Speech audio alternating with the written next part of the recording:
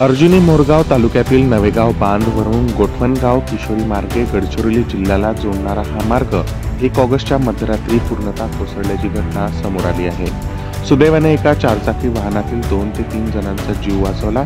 या मार्गावरून परिसरातील शेकडो गावातील नागरिक नवेगाव बांध बाजारपेठ गोंदिया जिल्ह्याची शासकीय तथा खासगी कामासाठी संपर्क साधतात। गेल्या कित्येक वर्षापासून मंजूर झालेला रस्ता बांधकाम वन विभागाच्या आडकाठी धोरणामुळे रखडला आहे।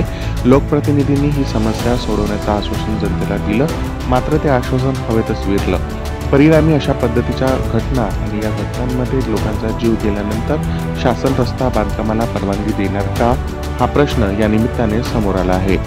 साकोली आगारातील बस नवेगाव बांध मार्गे गोठवणगाव किशोरी अशी धावते, त्यामुळे शाळकरी विद्यार्थ्यांना बस उपलब्ध होणे कठीण झाले असून एकूणच नागरिकांच्या येण्या जाण्याचा प्रश्न गंभीर झाला आहे।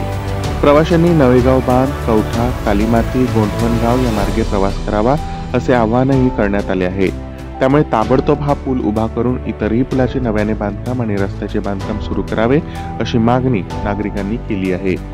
ब्रेकिंग बातम्या आणि परिसरातील घटना घडामोडी जाणून घेण्यासाठी तांदूळ नगरीला फॉलो करा।